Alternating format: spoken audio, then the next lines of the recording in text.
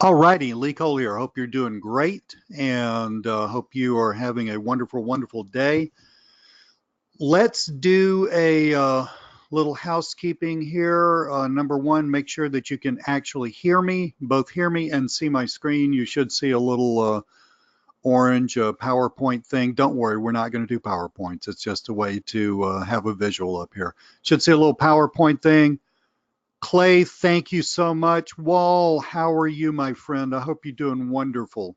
Good audio and video. Walt, we've gone through, we're going to talk about support, guys. Walt, if if you put the ticket in the last 4 hours, no, I did not see it. Otherwise, I saw it and responded to it, or somebody did. From the Gold Coast. Well, this is wonderful. I've got people from all over. Uh, Walt, buddy, you really need to do something about your email client. I mean, that's why you're not getting responses, because we're emailing you from Gmail. We're doing the best we can. So I don't know what to say, but we've got people from the Gold Coast. It's not the client. Okay, well, I'm wrong then. We've got people from the Gold Coast. I got my buddy Wall on here from New Zealand, Dublin, Ireland. This is so incredibly exciting. I love this. I love how the world has shrunk. Let's get down to it. This is basically a quick start webinar. I'm here to answer your questions. I want to go over some stuff first, just to make sure we're all on the same page. I'm not going to waste time with a bunch of who shot John about this and that. So in that spirit, and we are recording this, the recording will end up in the members area. And where should I put it? Probably on the bonus page or something. I'll do something moderately intelligent. I'll do something as intelligent as I can do. How about that? Thank you for purchasing. And I've had a bunch of great questions about offline email empire. I plan on going over all the ones I've had thus far. If you have more when we get to the Q&A, I'm happy to sit here.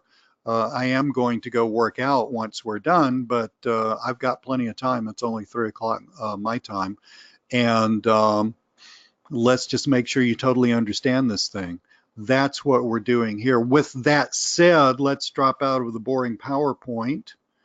And he said, yeah, so support.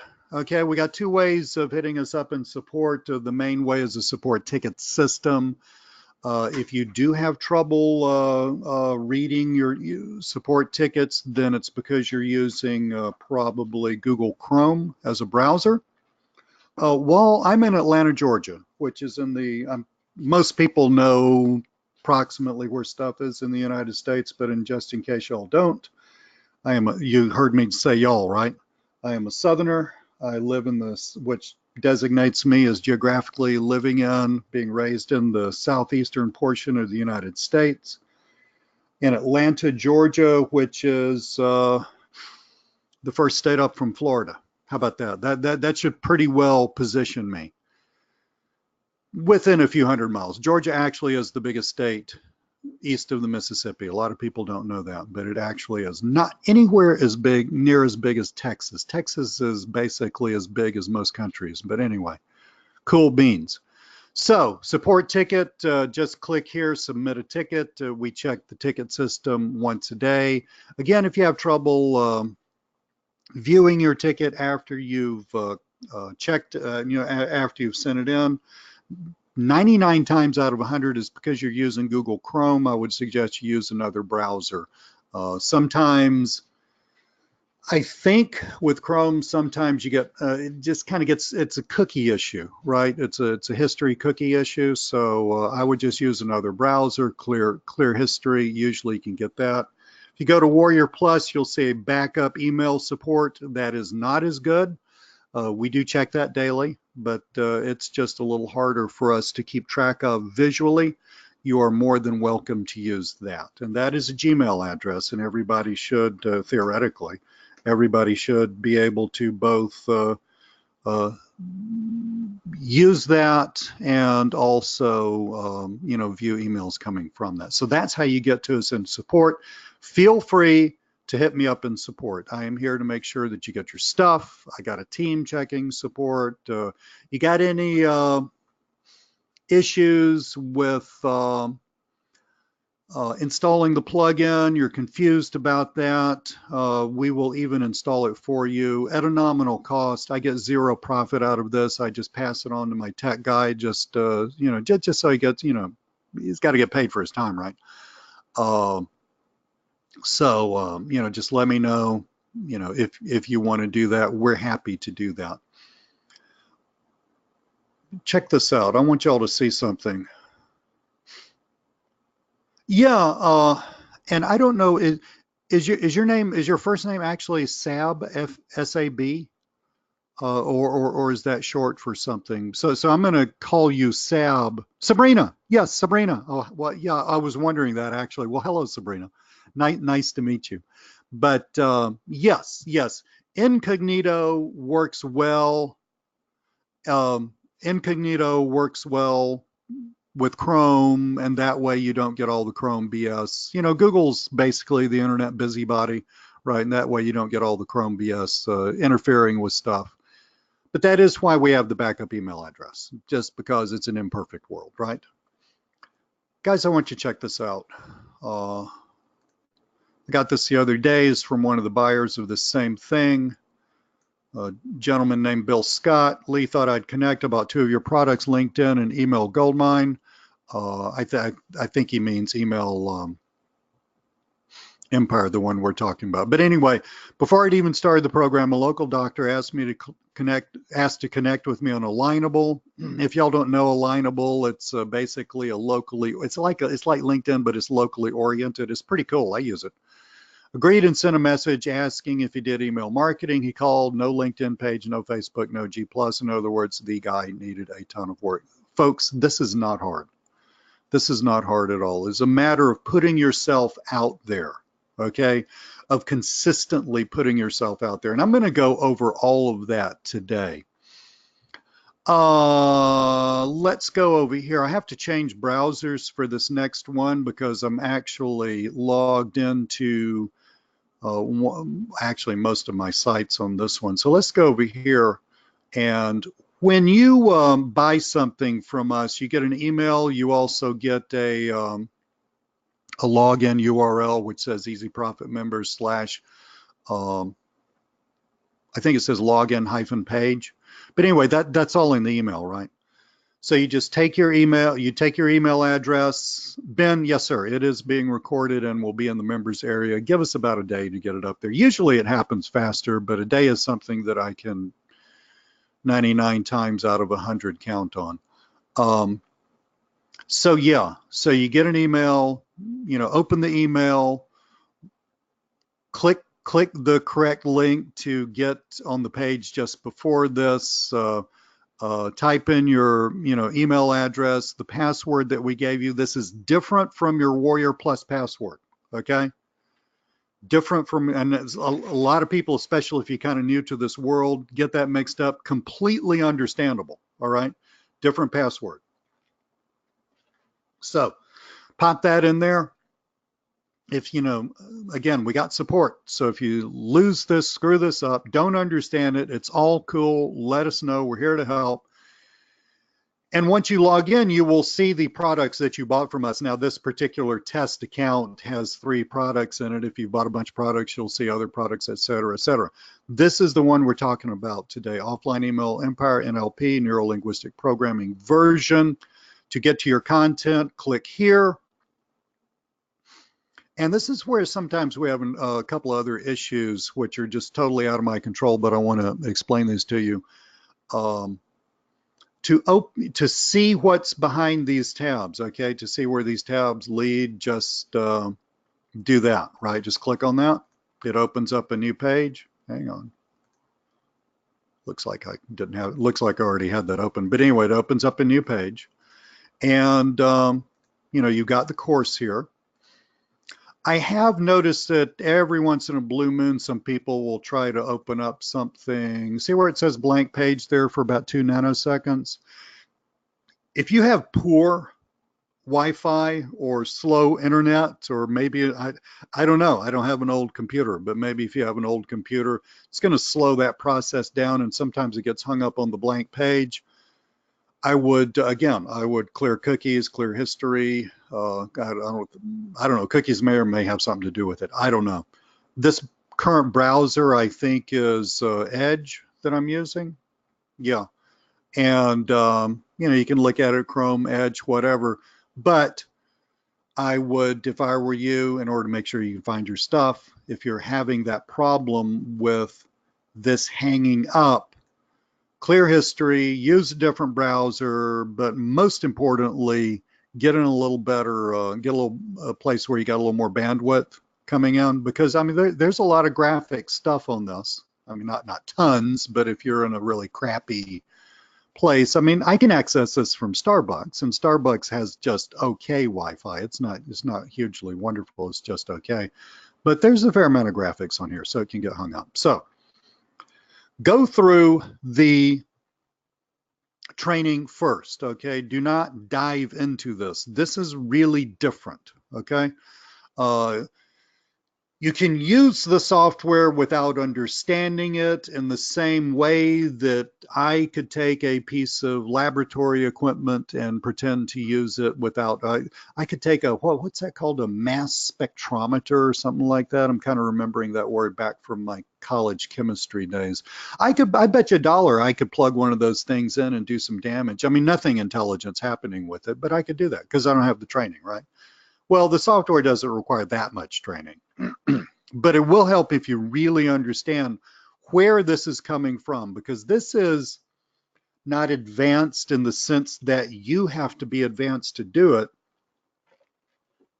but it is psychologically advanced. And if you don't really understand where this is coming from, you want to understand why the software does what the software does. Okay, so go through these lessons.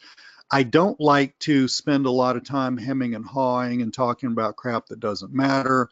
I like to get in and get out and make sure that you understand what you need to understand. Go through these in order too. I mean, benefits versus features. You've heard this before, probably, if you've hung around the world of sales and marketing, but you need my spin on it in order to understand this. And yes, I did actually spell that right, persuasion, which is a word coined by Dr. Thank you, Walt. I really appreciate that. He says the training is quite good.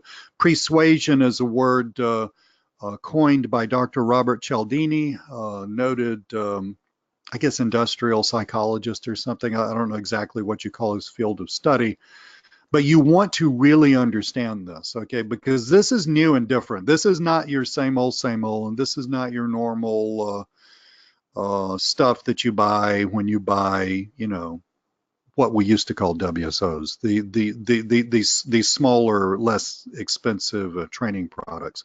Framing and anticipation has to do with neuro-linguistic programming.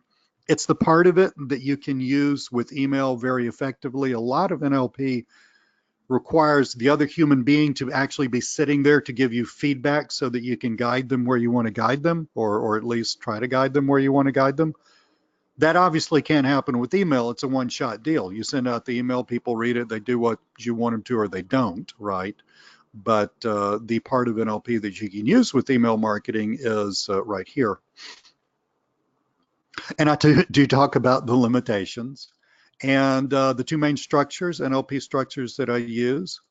Funnel construction. Yeah, I had thought, I didn't know if I was going to make it too complex with this, but the funnel construction, you really have to understand, look, you don't have to have a PhD or anything, but you really have to understand benefits versus features if you're going to really get what's happening here with funnel construction. But I can guarantee you, if you understand what I'm talking about with, and I'll try to make it as clear as I can here, but if you understand what I'm talking about with benefits versus features and funnel construction, you are going to be, well, I think the new phrase for people like that is just badass.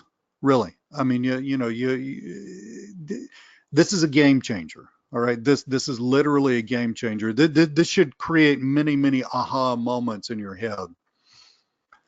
Using all this, I go through writing emails with these two different structures using all this, and then we talk about getting clients, okay? Because none of this stuff is worth a hill of beans if you can't get, I mean, it's fun, but it's only a hobby until you can get somebody to pay you, right?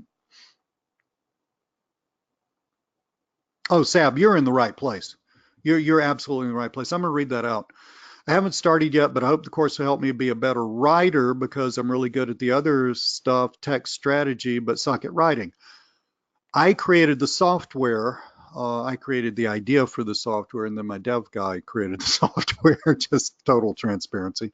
But we created the software for people who basically suck at writing. Okay, I don't suck at writing. All right, writing is my wheelhouse. I've got a degree in English literature, cum laude. I love to write. I was born to write. I've also got a massive background in sales. This is where I live. And the reason I created the software, the reason I wanted to do this is I wanted to, but I have also studied marketing and especially copywriting, okay, which is writing in order to persuade for business uses. I've studied copywriting literally for over 15 years. And so the goal was to create software so that you don't have to spend 15 years getting, getting your head where mine is, right? You could just use the software and come out with a very, very persuasive email. So yes, absolutely. Getting clients, getting and there are other ways to get clients, but these are really my favorites. Okay. And again, I try to boil things down. None of this stuff is worth a hill of beans if you don't go out and do it. I'm happy for you to buy stuff because I run a business. I make money when you buy stuff, but I'm happier when you actually go out and do stuff. Okay, like Bill, the guy that I just showed you right before we started, actually going out and doing stuff, actually getting out there, actually mixing it up. And guess what? Magic happens when you reach out to other people. So I try to make the reaching out to other people part, the prospecting and the sales part, as simple as I can. It is not hard, guys. It is literally not hard. What screws people up is lack of consistency. So let's let, let me just pause here for a second. I'm not changing gears or anything. I'm just deciding I want to say a little more about this. This is what you need to do, okay? And I've had a few questions about this and support, et cetera, et cetera. This is what you need to do. I mean, you do whatever the hell you want to, but if you said, Lee, what should I do? How should I approach this? This is how I'm telling you how to approach it, okay? You need to choose one of these, okay? The one that makes the most sense. The difference between network meetings and LinkedIn is you actually have to physically go to a network meeting. Okay, so you got to get in your car, get on your public transportation, walk down the street. However you're going to get there, you got to get there. Get an Uber, whatever. Okay, but you got to go to the network meeting and then you do that. Network meetings are really, I love them. They're actually very easy. People are there actually for business purposes. People are open. They're there ready to talk, ready to hand you their business card. I've got a specific way that I do this. It's all covered in here. It is not specific like, what was the name of that guy who was that big magician back in like the 90s? David Copperfield, is that right? I mean, this is not specific like some sort of Las Vegas world-class magic trick where Lee has some key to the whole thing and you don't. Sales does not work that way. Sales is actually very easy, okay?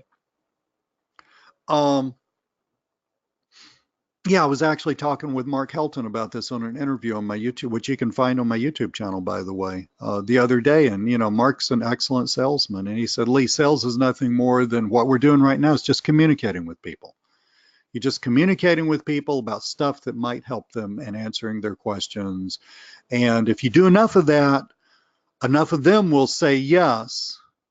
And yeah, Denise, that yours was one of the questions about network meetings I want to really get to. So what I'm going to do, Denise, is I'm going to guys, I'm going to loop back to the network meetings during the Q&A, and I want to help Denise out with this and whoever's interested in network meetings.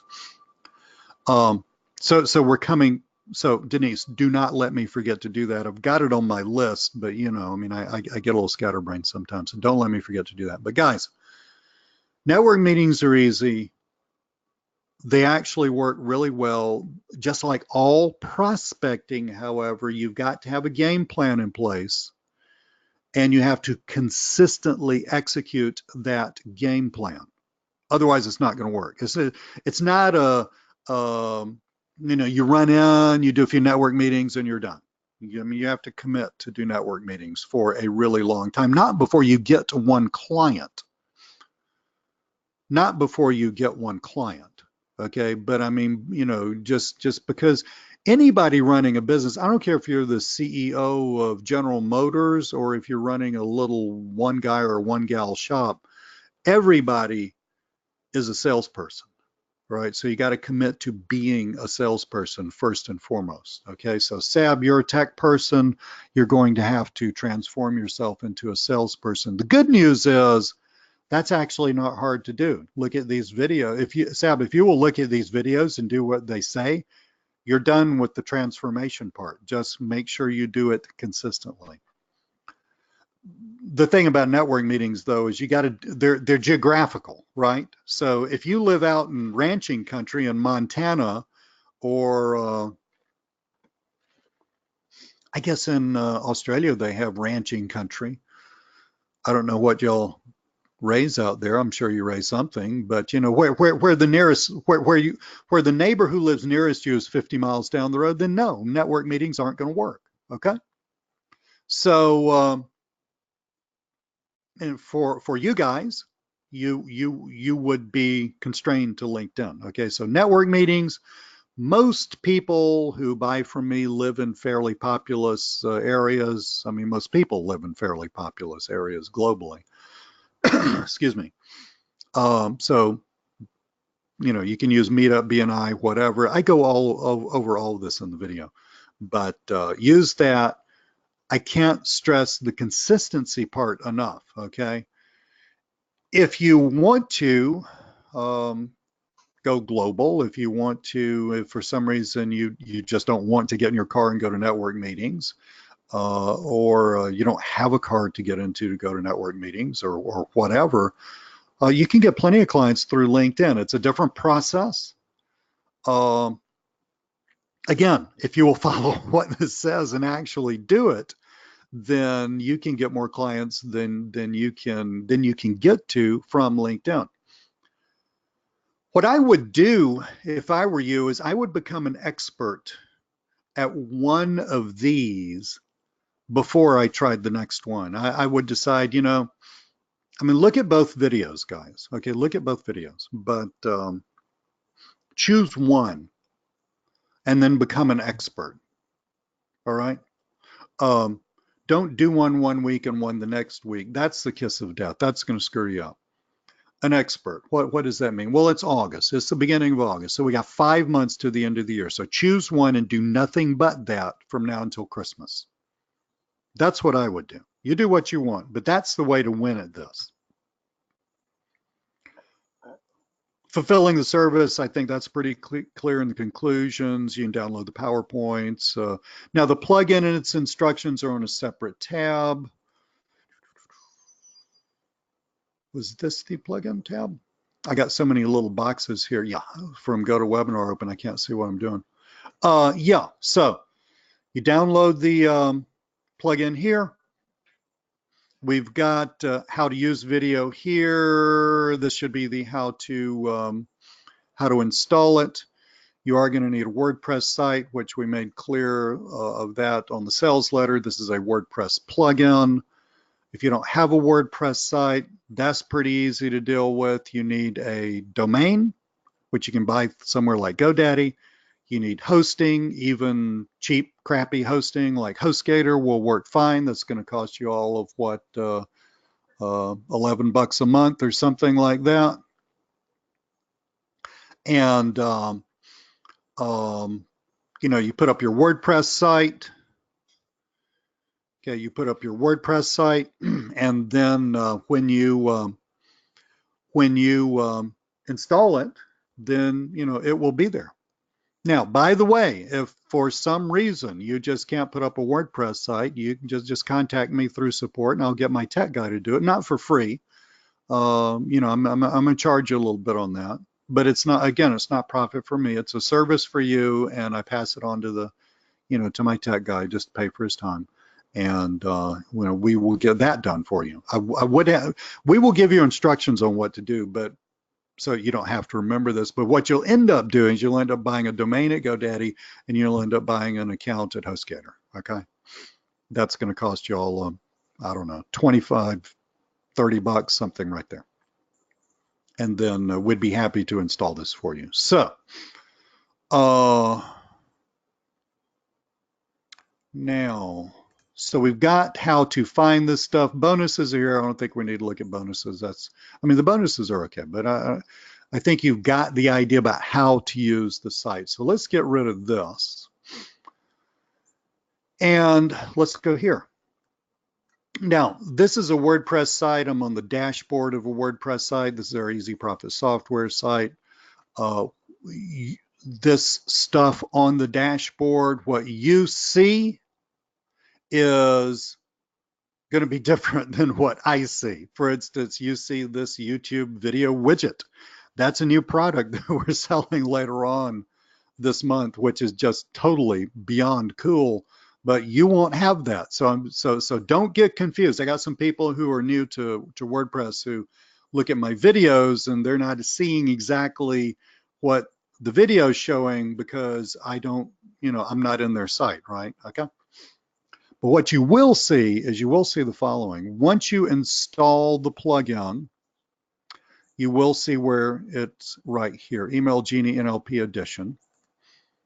And if you will click on that, the first time that you install it, you will not see this. You will see a page where you got to put in your email that you bought through and a license key that we send you. The license key comes from our licensing software. It is generated automatically, gets sent to the same email address that you bought through. It's according to your email client. If your email client wants to send it to spam. Guys, do you realize that not every email that gets sent to you, not all of them even end up in spam. There's a whole ton of them that just get filtered out by whatever email client you're using and just get thrown away, okay? It's not anything I can do about. But if you can't find it, if you can't find the license key, you have a specific unique license key for you. It won't work for anybody else, okay? So if you can't find that license key, you need to hit me up in support and say, Lee, I can't find the license key. That's totally cool. We'll go dig it out and send it to you. Once you license the software, I did put the how to install video here, which is slightly redundant because you have to have it installed to see it, but it is in the members area, so you can look at that. But you'll definitely want to look at the how to use video, okay?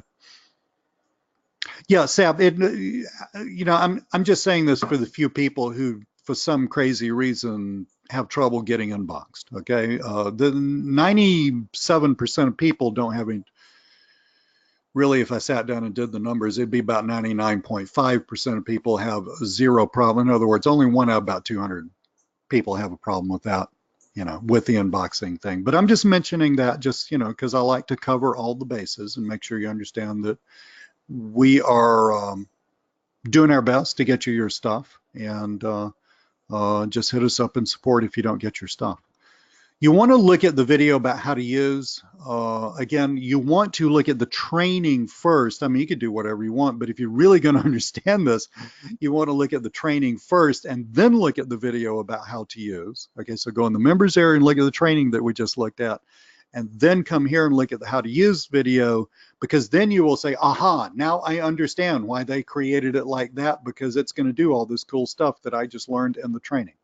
All right, in other words, we're going to write persuasive emails. It's got a setting. This is actually a very easy to use piece of software. It's got a settings tab. These are just, this is just an example site. So when you hit the settings tab, you will see blanks here. You put in all your stuff, and I'll show you where that where that comes back later on.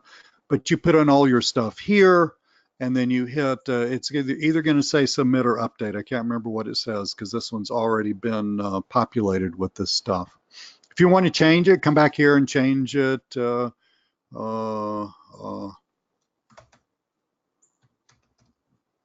that. Okay, so just change something, hit update, and it'll update, and then it's in Oregon, which is stupid because Spokane's not in Oregon. But anyway, so that's how you change stuff. To write a persuasive email, see where I came down here and hit email management? Come here, and you will not see Bob's Barbecue Promotional here. That's just an example email that I wrote. All right, you will be blank down here, but you will see these color-coded little tabs here. Create email, copy selected emails, and delete selected emails. Well, these are pretty clear. You know, you click that, you copy it, and it copies it, okay? If I want to delete that, I click that and I delete that, and it deletes it. Why would you want to copy an email? Because you got an email that you like, right? I mean, you know, you went through the few minutes it took to write it and you really like it and you want to use it for the same client, and there's no sense in going through all the little decision making again. Just click this, hit copy. Well, let's do it. Click this, hit copy, and then you can edit it. Okay, just go here and edit that email, and then you can change it up the way you want to. So that's going to save you a ton of time. To create an email from the get-go, from the very beginning, okay, let's say we want to create a new email.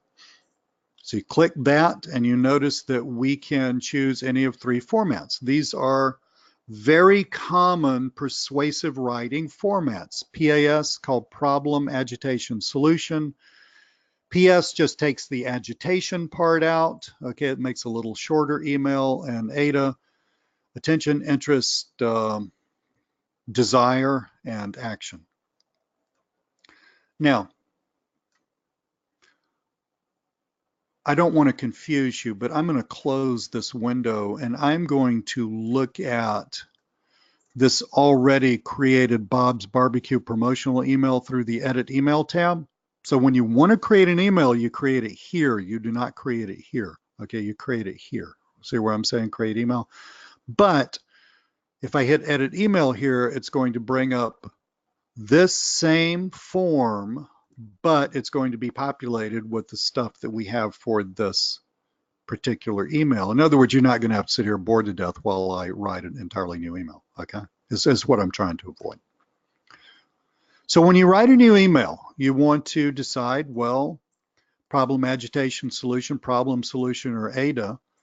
I usually use problem, agitation, solution. That works really well for email marketing. You do whatever you want, and you give the email a name. Okay, so notice this name right here, Bob's BBQ Promotional. Now, Bob will never see that. This is just for you, all right? But you're going to give it that. This is how you can find it, okay? So if you were writing a sequence of emails, you might say, Dr. Williams, dentist, email 1, Dr. Williams, dentist, email 2, Dr. Williams, dentist, email 3. Okay, this is just to help you. So let's get back here. So that's where that is. Subject. All right. That's a great question, Nate. Can you add, hold that for later on? It's a great question. I'm kind of in a flow here. So we don't want me to have a senior moment and forget what the hell I'm talking about. But anyway, but I do want to cover it. Now, subject. So this is the subject line, all right? And you know what a subject line is in an email. Subject line is very important. When you email businesses, though, you know, you're emailing people who they're used to getting hit up by salespeople. They're used to filtering that out. But they also have to check the email to see if they've got a customer or client sending them something that has to do with their business. All right. So That's why I love things like quick question. I have a quick question about your business. This one reeks a little bit of I'm about to sell you something. Quite frankly, I just put it in there in case you want to use it.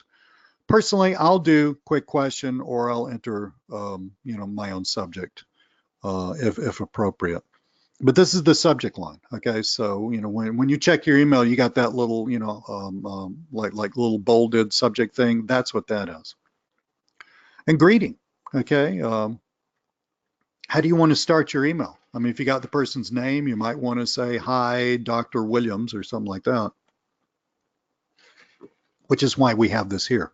Okay.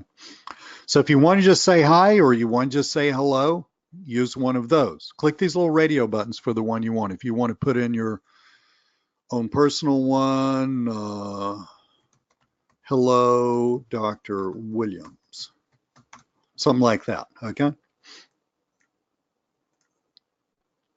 Now the frame. Okay. In order to understand the frame, you got to understand NLP enough so that you understand why, A, what is a frame, and B, why do we use it in persuasive writing? And David, I don't really even understand that. I think I understand that. Save that for the Q&A at the end, but when you remind me of the question, I think I understand it. But if you give me a little more information about that, then I can let you know one way or the other. So here's the big deal. I'm not going to just go through the training for you because you bought this. You can look at the training. I'm not going to waste your time and mine just going over it again unless you have a question. But here's the deal. Okay, when you're trying to persuade someone to do something, when you want someone to do something, okay, I don't care if it's buy something from you or you want your significant other to go to the movie that you want to go to as opposed to the movie they might want to go to. You want them to go to the baseball game, but they don't really like baseball games and stuff like that. Okay. So you're trying to just get somebody to do something. All right. It helps dramatically. This is a proven psychological concept. There've been zillions of research papers written about this. It helps dramatically if the person has a positive view, the person you're trying to convince, it helps dramatically if they have a positive view of the outcome for them of doing the thing that you want them to do. So this gets back to benefits and features, and you can't really dig this unless you dig benefits and features. You can't really understand it. People don't buy, I'm not buying a new car anytime soon, but I'm kind of, that's what I thought you meant, David. We'll cover that at the Q&A. I'm not buying a new car anytime soon. Okay. But I'm kind of like online looking at cars. Okay. And I found this cute little Honda that I liked. All right. And God, I read David's comment and forgot where the hell I was going with that. But okay, so you don't buy a car in order to buy a giant chunk of steel. All right, that's not the car is really not what you want. All right, the car is what we call the feature. All right. So Honda makes automobiles and they have all these features, and this one I was looking at had all these features that I liked, and it's fine for my life and all that stuff. But I could care less about all those features, the width of this, how the doors do that, the little camera, satellite radio thingamabob. I could care less. I mean, all is cool. I just don't really care about the inner workings of the thing at all and what it does. What I care about as a buyer, and what every single human being who does anything ever cares about, is what it's going to do for them. You buy a car, you're not buying it so you can buy a 2-ton piece of steel. That's not why you're buying a car. You're buying a car for a ton of other reasons. You're buying a car because you want to get from point A to point B. Okay, so that would be like the basic reason. Why do we buy different cars? Because we want to get from point A to point B. expressing ourselves in such and such a way, or you want to buy a car because you want to. Why would you buy a Mercedes Benz? Well, maybe you want a car that's going to last a really long time, that has a good resale value. So they're very conscious of money, right? Of saving it and making it, or at least not spending as much. But maybe you also want to reward yourself. So now it becomes an ego psychological thing. All of this stuff is incredibly important. But those things that I'm talking about, not the product. The product, its various attributes are called features. I'm not talking about the attributes of the features of the product. What I'm talking about is what those attributes do for me, right?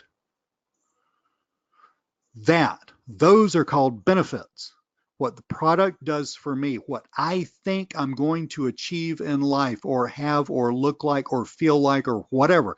However I frame that to myself, hello, let's hear the word, however I frame that to myself, those are the benefits. And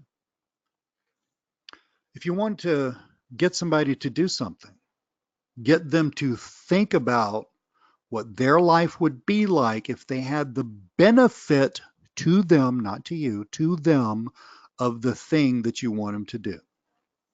Let's say you had your spouse and you live in the United States. I know I got a bunch of folks who don't live in the United States. Let's say you lived in the United States and you were going to go to a baseball game.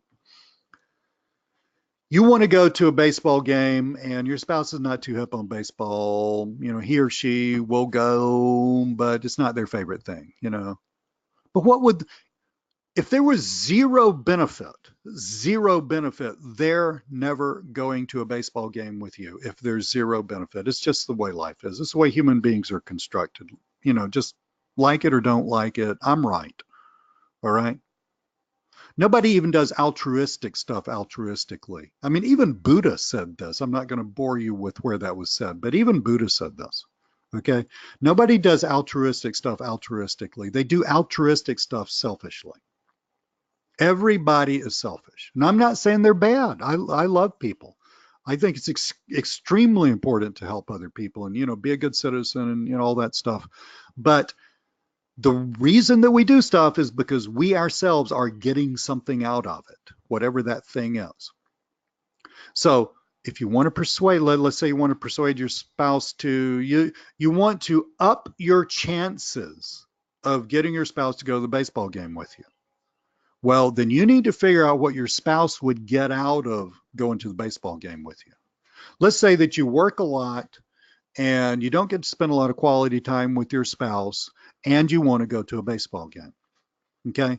Well, what would it be? Well, honey, what would it be like if we had 2-3 hours just to sit out in beautiful weather and actually sit around and talk without the kids bugging us all the time? What would that be like?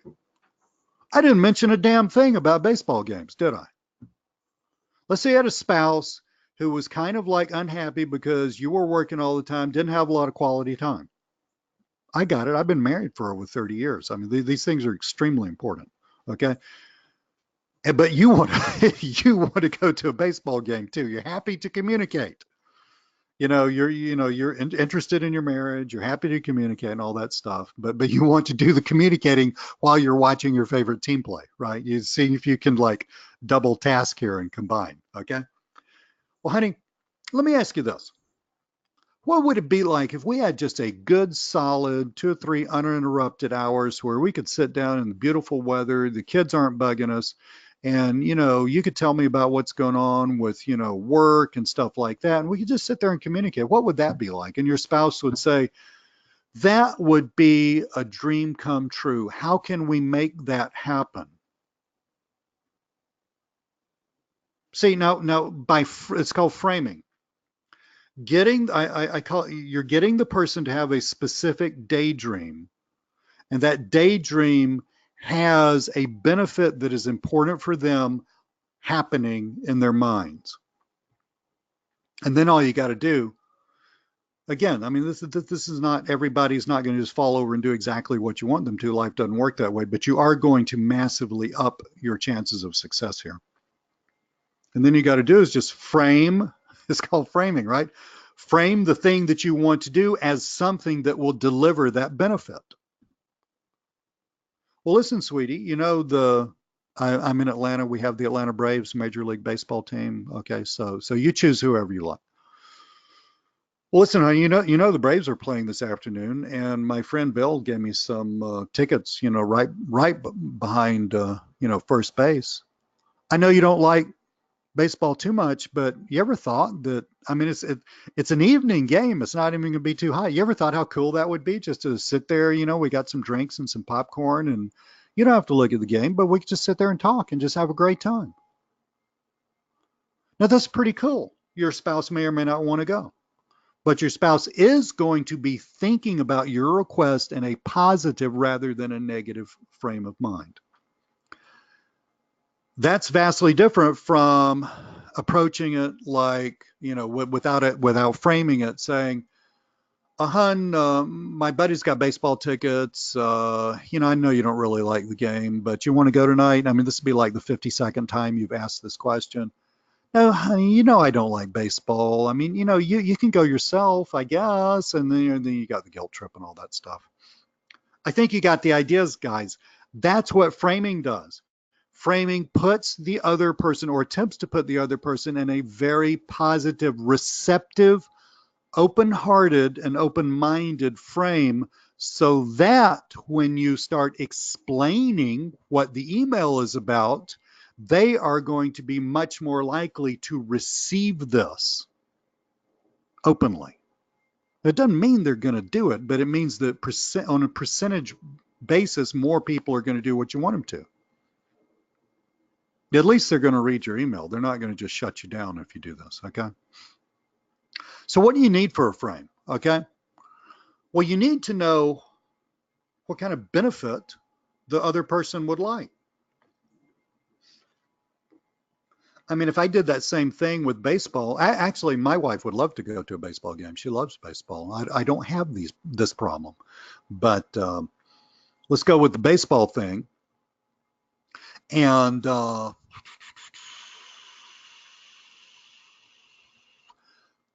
you know, if I presented it to, or if you presented it to your spouse and you gave them a benefit, let's say your spouse was really kind of sick of talking to you. I mean, you can have too much time together, right? Let's say your spouse was sick of talking to you, that they were really they really want to work out. They had you had kids, they raised the kids and all this stuff, and they're in bad shape, and they really want to work out. They want to get their butt to the gym, which is a laudable thing, right? Uh, well, you know, and you had plenty of communication time, plenty of marriage communication time. Well, if you pitch the thing, hey, we can sit there and we can sit on our butts and continue to get fat and talk a lot, which is what we do at home anyway. I mean, if you pitch that way, then your spouse is going to say, honey, we talk all the time. I mean, you know, I love you and I want to talk to you, but we talk all the time. Why do we need more time to talk? I told you I need to get to the gym. See what I'm saying, guys? So you got to know what the benefit the recipient would probably want. Well, that means you got to know your market a little bit. That actually, oddly enough, gets back to consistent prospecting, quite frankly. This is another thing that I don't mention a lot, but it's another huge thing you get out of consistent prospecting. And one reason I really love network meetings, you get to talk to other business owners, and if you will listen, if you will just ask questions and shut up while they talk, if you'll actually listen, you will actually learn what bugs them. I came up with the restaurant example here because I have a really good friend, and I'm also good friends with the manager of his restaurant, but I got a good friend who owns a few restaurants. And, you know, he talks to me about the restaurant, but I've never owned a restaurant. I've never wanted to. I'm not insane. But he talks to me about restaurant business, and his manager is a really good manager, really good business guy. And, you know, I was actually eating there with my wife today. Manager comes over, talks to me about you know, what's going on in the business and stuff like that. A big deal in restaurants is slow days. Their profit margin is really thin. It's not as thin as a grocery store, but it's really thin. So a few slow days can mean the difference between a profitable business and a business that's losing money, just a few slow days. So they're constantly trying to fill in those slow days. This is a big deal with restaurants. Okay, so that's why, what would it be like if you did not have any of those pernicious slow days in your restaurant? You know what I mean, days during the week when you were barely paying to keep the light on. Every restaurant owner and manager in the world is going to read that. Now, it's not like they're going to fall all over themselves and ask you where they can send their firstborn. It's not like that, but they are at least going to say, it's going to open their minds and open their hearts, and they're going to say, yeah, I've got that problem. I wonder, do you know anything about this? Do you have some sort of solution? They're at least going to keep on reading to see what this is about, because you just touched on something that opens them up, right? Now, the rest of this, okay? I go into all of these emails, PAS, PS, and ADA in great detail in the training. So I'm going over this. What I'm saying is I'm going over this one in detail with you on this call, but you can look at the training and go over the others. In other words, I'm not going to bore you to death with saying the same thing 3 times for the next 30 minutes. Well, I alluded to a problem. The problem is that there's slow days in restaurants. So you need to restate the problem here. You can use a transition text. Okay, and we'll see this in the email in just a second. You use a transition text. You can use a standard transition text, or you can just make your own. In this case, I wrote my own. Of course, this creates all kinds of other problems. Agitation does exactly that. It twists the knife. Every business owner in the world has this problem. Well, what does of having slow days, right? Well, what does that do? Well, in other words, so what? So what if you do have slow days? What's the impact? This looks kind of like a negative benefit. What's the impact? Slow days not only impact your bottom line, but they impact the overall profitability and eventually saleability of your business. Amen to that. Less money down the road for you, twisting the knife. Transition text into solutions. There's a solution. Well, guess what the solution is? You want to sell offline products and services to this restaurant. What is the solution? You and what you're selling is the solution to this. Before we hit the solution, let's just recap. The frame opens their minds and opens their hearts. That's what it's there for. The problem focuses in on a problem that actually exists.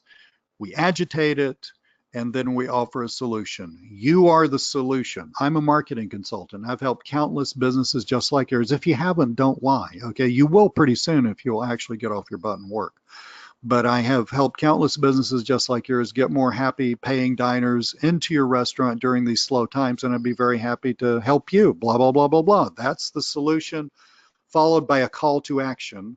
I don't know how that got in there. We're working on seeing why this happens. That's supposed to be let's. I apologize for that.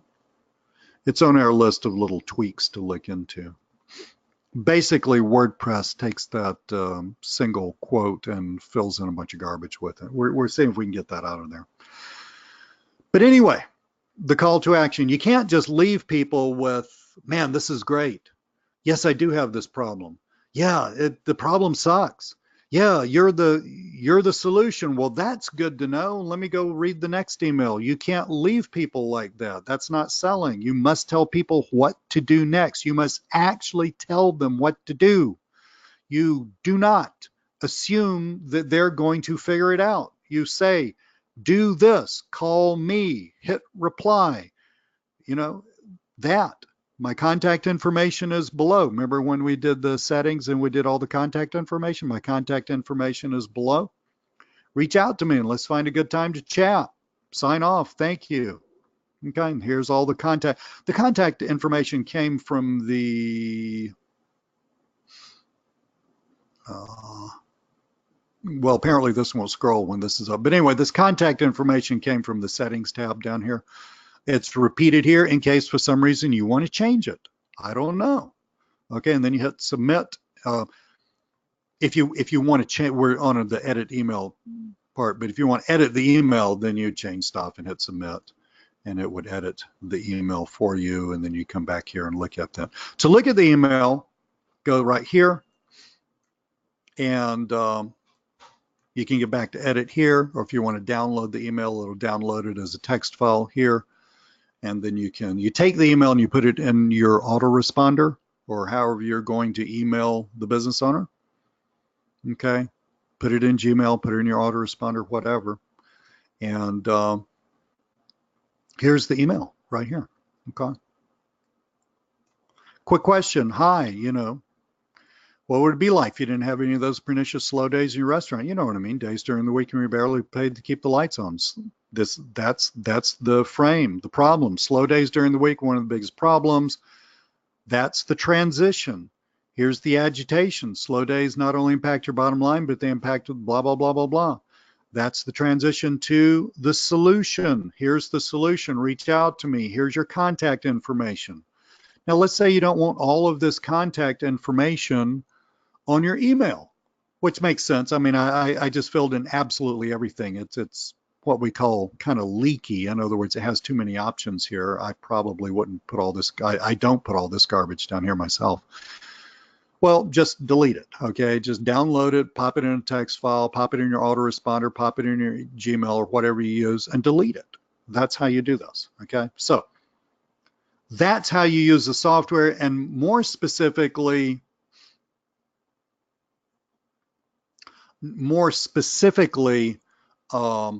that's why it does it like this, okay? Again, the why comes from the training. Look at the training, and you will deeply, deeply understand the why. Yeah, I think we are to Q&A. I got a little list of Q&A stuff. I've had a bunch of questions as I've started out since I've been talking, and I've got a bunch of questions in the chat.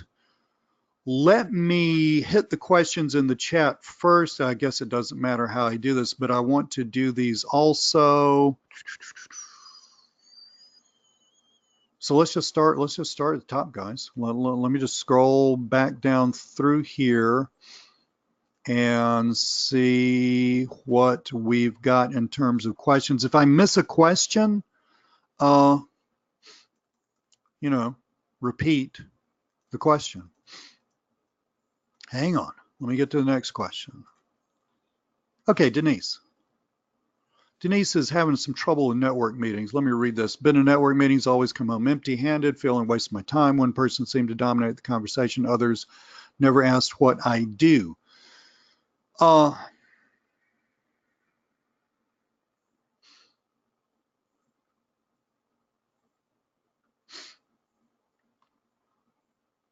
Denise, I don't, I mean, you can fill me in on some detail. Why don't you fill me on some details? Maybe I can help you more this way.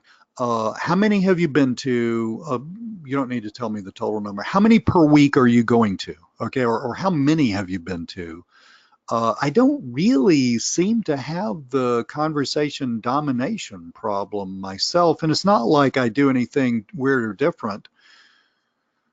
Most network meetings, most business network meetings, not all, but like 80% of them follow a specific general format. I mean, you have a kind of a formal meeting. People stand up and give their little elevator pitch. You just say what you do, right? And they probably have a little presentation during the meeting. Maybe one of the members or somebody they brought in from the outside gives a little 15-minute thing. I mean, it's basically a pitch for business. And then they wrap up the meeting, and the golden time for the meeting is, this is what I'm at. Okay, this is what I'm after in a meeting, Denise. I'm after business cards, okay? I really don't expect to land a deal standing in the meeting. I don't expect that at all. Let's do this. This is going to help a ton. I didn't want to do that. This is what I wanted to do.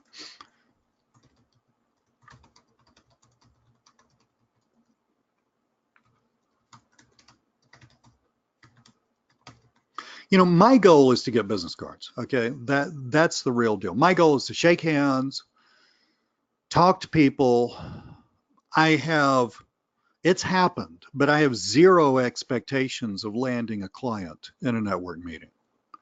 A network meeting is like the front end of prospecting.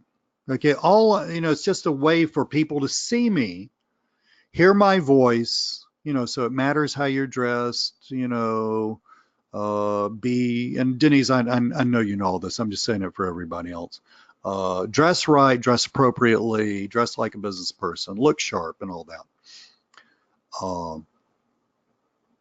It matters that people see you, they will remember you, that's really important. But I wouldn't expect somebody to say, oh man, I just really been needing that email marketing service. So when's a good time for us could you meet me at my office sometime soon? That will happen every once in a blue moon, but it very rarely happens, okay? Really what I'm after is getting business cards.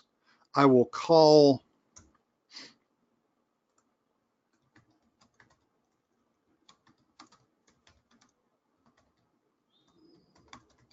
all those people back, and I will say, let's just say, great meeting. I'm just kind of paraphrasing here. Hey, Denise, this is Lee. We were at the meetup meeting the other day. It was great to meet you. How are you? Superb. That was a pretty cool meeting, right? I really enjoyed that. I enjoyed the guy talking about the roofing contracting company thingamabob. Looks like a real pro. Okay, so you just kind of touch base, you solidify that relationship, great meeting because you want to be positive. And then you want to reiterate what you do. This requires me to spell the word reiterate. Okay, what you do, okay? Okay, just remind them what you do. Well, Denise, what I do is I help businesses just like yours with email marketing. I was wondering if you had a chance sometime for us just to get together for about, 15 minutes and let me just kind of go over the services we offer. It's a very light pitch. You're not saying, Denise, would you sign a 2-year contract with me? You're not, that's not a light pitch. All you're doing is you're just touching base, you're reminding them who you are, and you're saying, let's get together. Good business people do this all the time anyway. They are aware that whether they need email marketing services or not, they are open to networking. They want to build those relationships. Okay, that's the way good business people work. So all you're doing is saying, hey, let's get together at Starbucks near your place of business sometime. Be happy to show you a little bit more about what I do. You can, tell me what kind of clients you're looking for. In the networking world, we call these one-on-ones, okay? That's all you're looking for, Denise. So how did that get over there? I think I fat fingered the keyboard. Let's get together now you got to make it short. I mean, coffee shop, Starbucks, wherever, you got to make it short. Just, near where you got to make it easier. Starbucks. I don't know why that keeps moving. I want you to see some things. You got to make it short and painless. You got to make it convenient. Okay? So you want them to think, I don't really want that, but I really like that person. It's only 30 minutes and what the hell? It gives me a chance to get out of the office. All right? That's what you're after, Denise. Okay? This is step 2 in the networking process. I would also put these people, the business cards that you collect, on a weekly email program. Okay? You're selling email marketing services, so send them an email once a week about email marketing services. Okay, so where are you going to get that? I'll show you some easy place to get all kinds of stuff.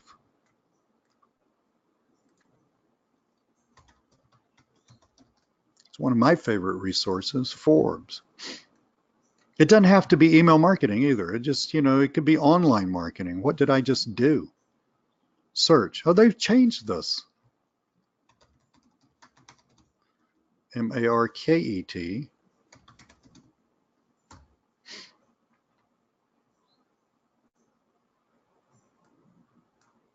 Well, that's a little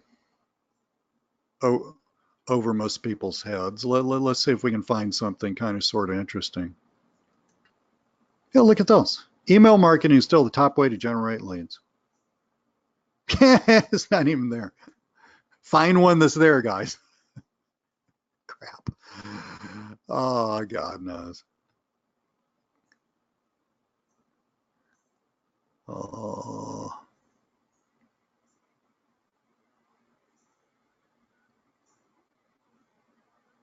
How to make your email marketing count. Okay, well, this is a good one. What in God's name is going on here? I don't know. You know, I'm kind of hurrying because I'm on this thing. I'm obviously doing something incredibly stupid. Go to Forbes, go to Inc. Magazine, go to Entrepreneur, find an article once a week about email marketing, okay? And I'm clicking on the wrong things. Guys, if you've never run a GoToWebinar webinar, you got these two giant windows in front of you that you're constantly having to move around so you can see stuff, which is fine. You know, I mean, I grew up in a day when we didn't even have the internet, but this is what I'd do. Let's say I had a URL to a cool, to an interesting article, kind of sort of about email marketing. Hi, Denise. Lee Cole here. Saw this article in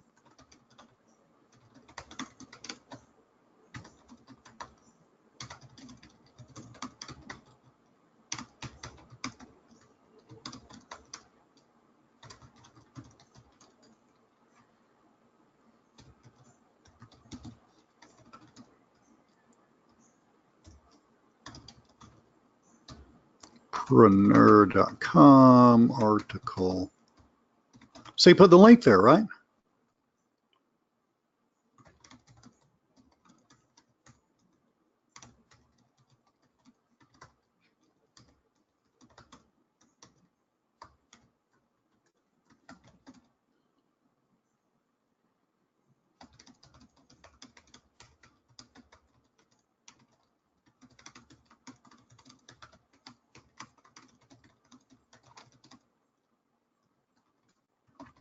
Bam. Right there. See, so now you're sending that out once a week, Denise. So basically what you're doing here, guys, you're going to network meetings. I'm not talking about one. One won't do it. You're going to network meetings. You've got a little program in place. You're going to get their business cards. You call all those people back. This is just called salesmanship, salespersonship, whatever the hell the name of this is in the 21st century. I don't know. I'm a little old. I'm a dinosaur, but you get business cards, you call people back, you always say great meeting. Don't question me on that. Just do it. It works magic. Great meeting, okay? Reiterate what you do. They're busy.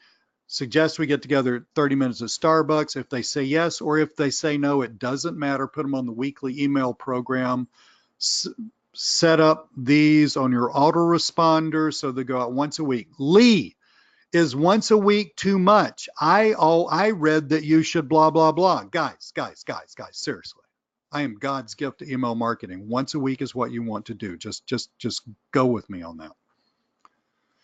If you can get your clients to do this once a week, their business will skyrocket. It's tough to talk clients into once a week. Okay, a lot of times I just have to go with once a month. So, but this right here, this is magic. Put them on an autoresponder, hit them up. This will create magic for you. Denise, this is, and everybody else, this is how you do it. And by the way, you can, look at the LinkedIn, the thing about the video about prospecting on LinkedIn. You can do essentially the same thing with LinkedIn. It's just instead of getting business cards, you're just messaging people.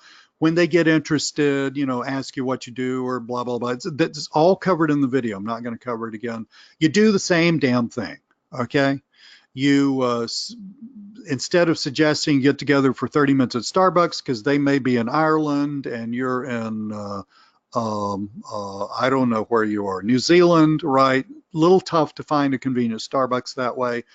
You're going to say, let's get together for a quick 30-minute chat on Zoom, ZOOM.com. It's kind of like Skype, but better for stuff like this.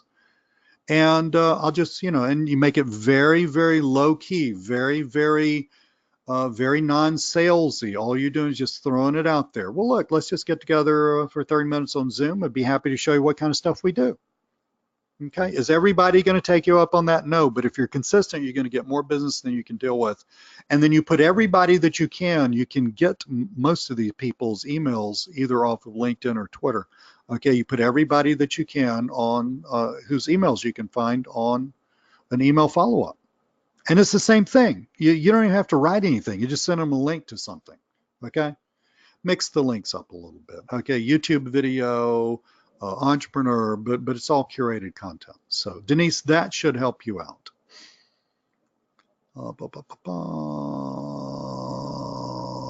Yes, Denise is wondering, business owners get email marketing. That's one reason that we sell this, is they actually do get email marketing.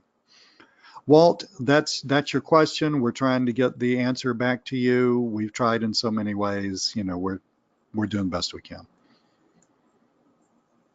Denise, this is a quick start webinar. I'm trying to cover everything from the get-go. Okay. Can you add a picture to the email? Hey, that really happens. That's a great question. That happens inside your autoresponder or inside a Gmail or whatever. Okay.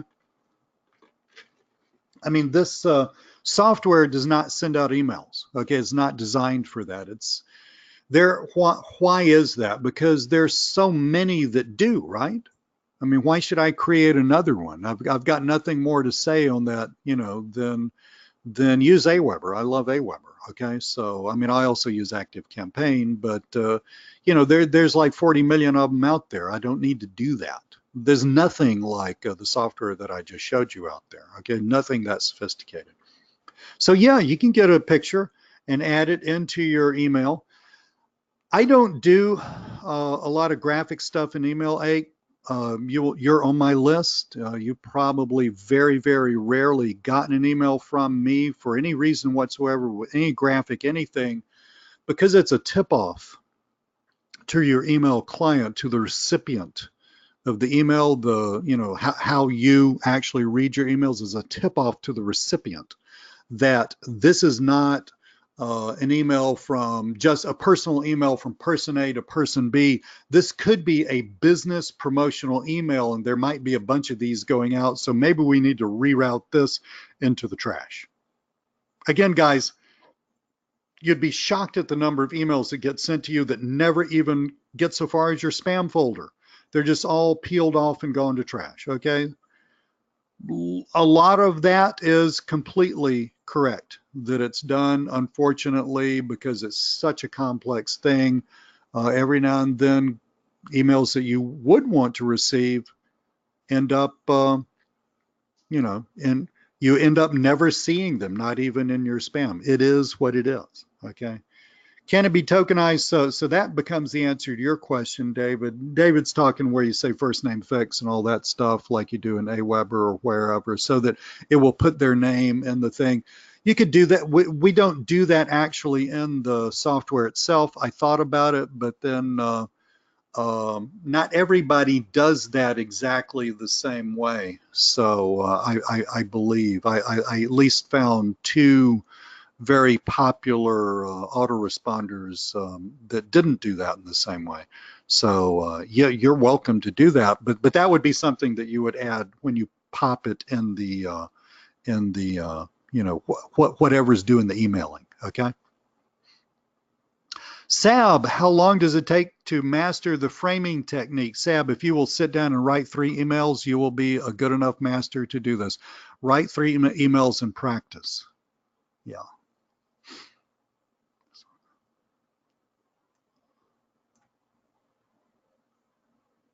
Denise, I think I covered all that. Yeah, is there a reason not to meet at their office? Yeah, there is a reason, guys, not to meet at their office. Now, look, I have landed some huge clients at their office. I mean, people who ended up paying me five figures for stuff over a long period of time, like monthly, several $1,000s a month for a very long time.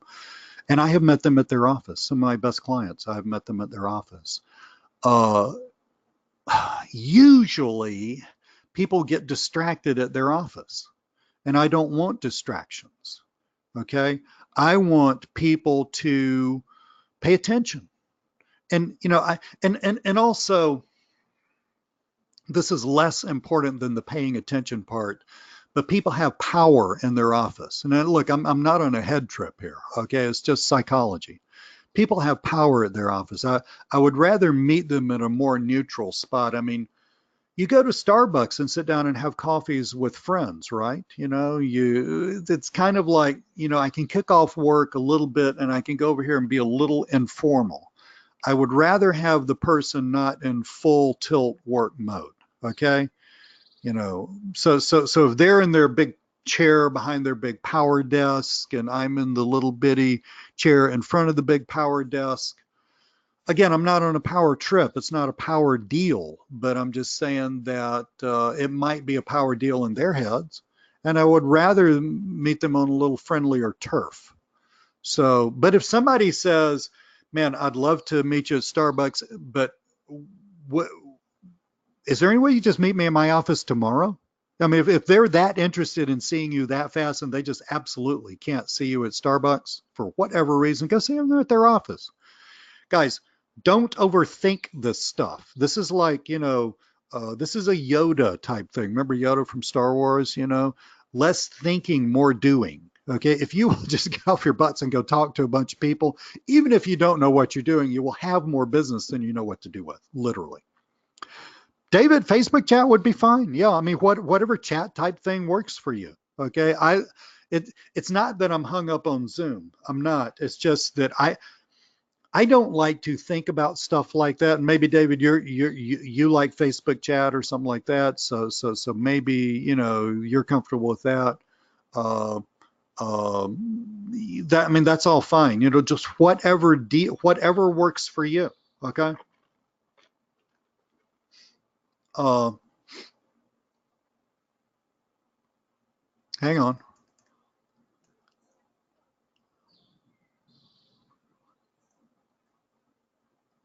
Yeah, Sam. Yeah. Let's go for a quick virtual coffee. I like that. Virtual coffee. Let's have a virtual coffee and chat on Zoom sometime. I love that. Great. Yeah. Okay. Can you use the software to write sales pages also? I may be I may be creating some software sometime to write sales pages. That'll be a while in the future. But those are massively more complex because sales pages, the construction of the sales page has so much to do with what you're selling, okay, with what type of thing you're selling. So if you're selling a piece of software, you have a specific or one of a number of specific constructions of how the information is presented. Okay, if you're selling like something else, it's more of an emotional thing, then the information's presented in a different way. But so this little piece of software is not going to create a sales page for you. However,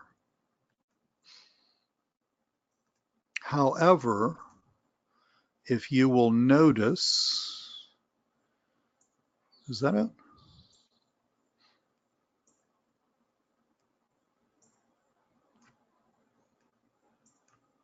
Read that.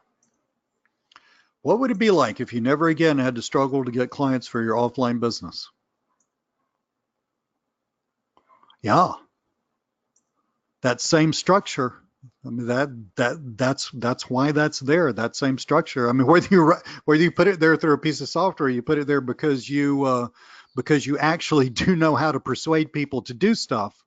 That's the way to do it. So yeah, David, absolutely could work for a landing. This whole thing could work for a landing page. I mean, the difference between a sales page and a landing page and an email has to do with the action that you want people to take and the amount of information that they really need before they're comfortable taking the action. Otherwise, it's all the same. It's all the same. Okay. I mean, persuasion's persuasion. I mean, this has not changed since we evolved into our current form as whatever we are, Homo sapiens sapiens, or whatever we're called. What was that?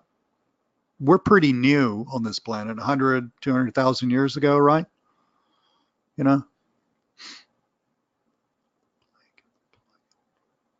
Yeah, absolutely, Sab.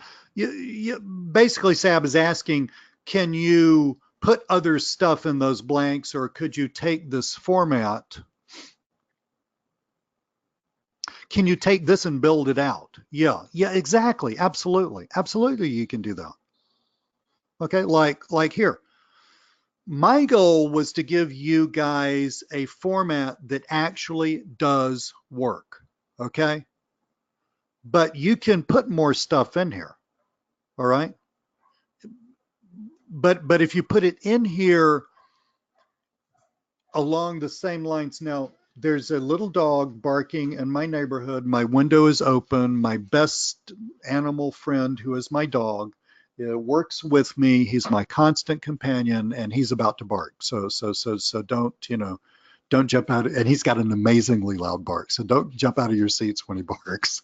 But anyway, as long as you're following the same format, look, the frame, the problem, the agitation, the solution. If you're using one of the other templates, problem solution, it's the same thing except it takes the agitation out. Ada's different, but you have the frame, attention, interest, desire, and action. As long as you're following that, in other words, the other information that you're putting in here, as long as you get it in the right part of the email, you're fine. So look at this. I'm a marketing consultant that helps countless businesses just like yours get more happy paying diners into your restaurants during these slow times. How about it? I actually have, but let's say you had, and let's say that you had a testimonial from a really pleased client. Well, you know what? I would probably just I'd probably put my cursor there, and I would probably put a few lines there, and I'd probably put a testimonial right in there. That would be powerful, powerful stuff. You had some other things that you wanted to tell them, like I'm kind of free-forming here because, I'm not really thinking about details, but I'm trying to keep the webinar going, so there's not uninteresting. Excuse me, but let's say that you had, so I'm talking about the problems this causes in the bottom line, right? Well, I mean, you don't want to be negative because we started out being positive. You don't want to be too negative, Sab, and everybody else listening to this wonderful question. But if you had a little information about how many businesses, how many restaurants had to close per year, in the United States alone, there are 150,000 restaurants opened every year. Unfortunately, there are also 160,000 that close, something like that, that could be in the agitation part, because you're saying, hey, wouldn't it be wonderful if you didn't have this problem? Wouldn't it be wonderful if, yeah, it would be wonderful. And of course, all restaurants have this problem, right? And then in the agitation, well, this problem can really, really get bad. As a matter of fact, let me tell you how bad it can get. Here's a quote from a well-known economist who studies restaurants with the whatever restaurant association type thing, okay? That kind of thing. And then you put that kind of thing, right? So you put that in there in the agitation part. So yes, Ab, in other words, you can build this out, all right? Just don't get stuff in the wrong place. That's the only caveat. Don't get stuff in the wrong place. I just had how much should you charge? How do you charge monthly for X number of emails, et cetera, et cetera. Hopefully I can get my clients to send out one email a week. That's exactly what should happen. I generally bundle a lot of services together, so I don't deal with small clients. I haven't for a very long time. But for something as simple as this, just email management with, let's say, 4 emails going out once a week, uh, $300 to $500, something like that. Okay, per month. Right. I mean, that would be like the minimum. Me personally, I like to bundle other stuff together because I really don't want a bunch of I don't want a bunch of clients where I'm doing little bitty things for each one. That drives me crazy. I'd rather have just a few really high ticket clients where, because I can also have more impact on their business, right? I'd rather have a few high ticket clients I'm doing a ton more stuff for. The ton more stuff part is a little bit um, out of the realm of what we're talking about, because that gets into social media marketing services, video marketing services, and stuff like that. The beauty about email marketing, guys, is every single business on the planet knows that they should be doing this. Virtually every single business on the planet is seriously screwing up doing this.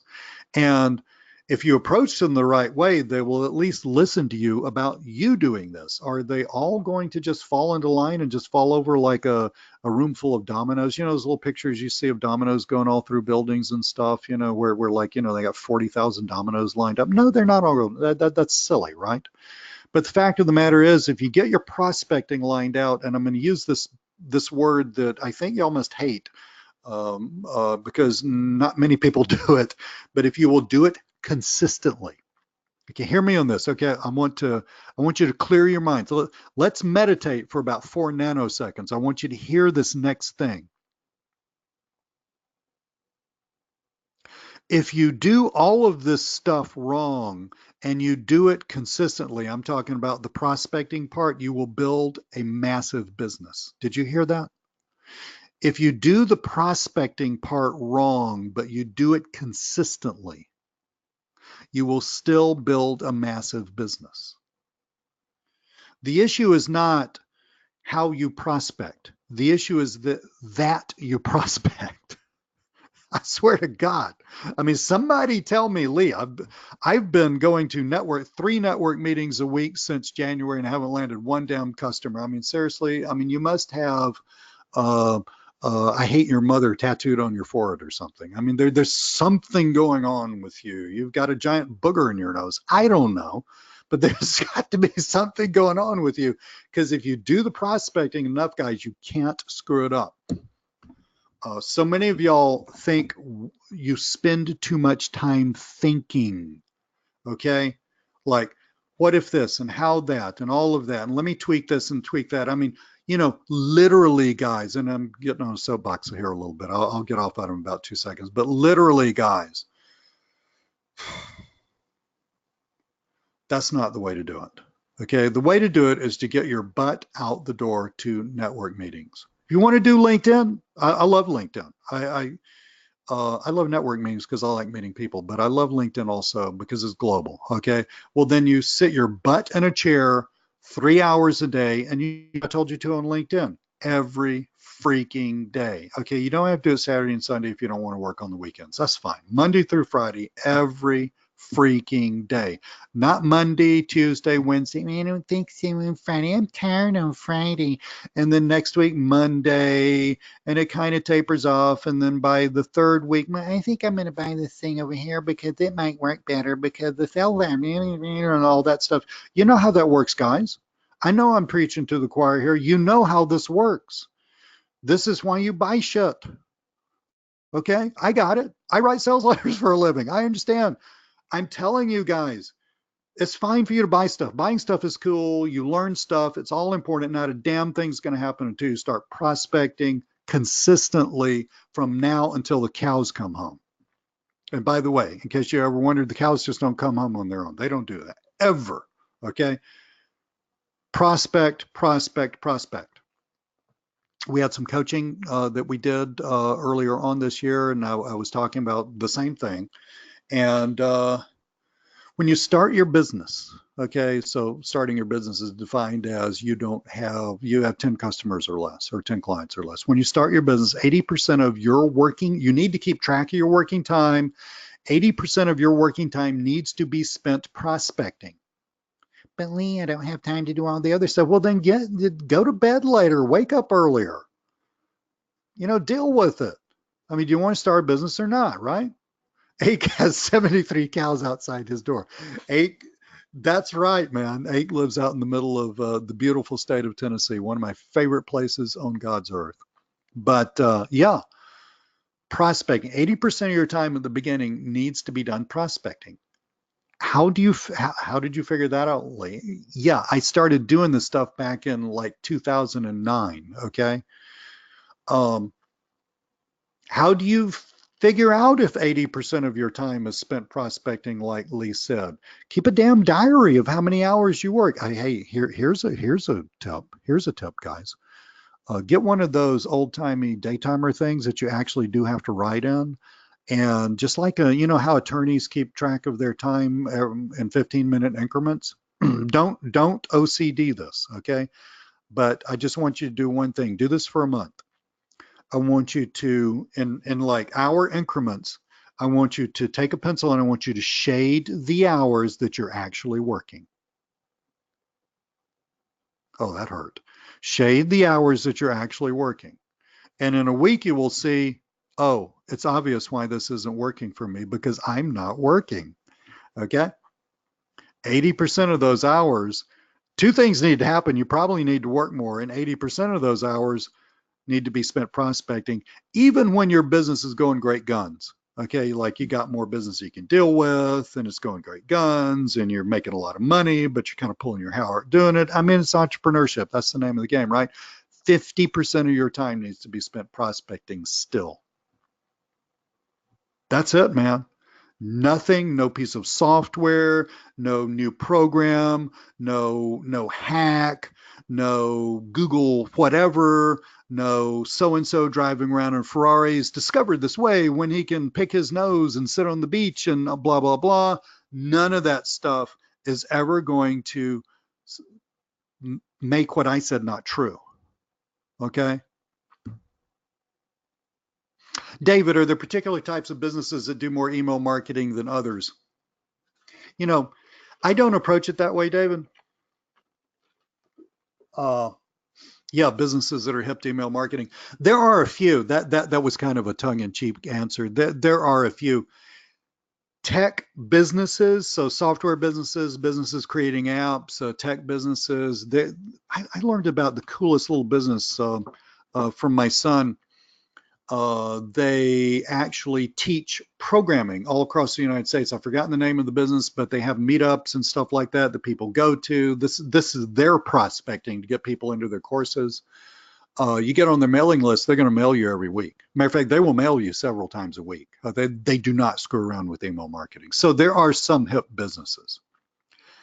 Very, very few, David. There's so few that it's not even worth worrying about. Okay, what you guys need to do, you guys need to go out there and talk to more people, and you will land plenty of clients.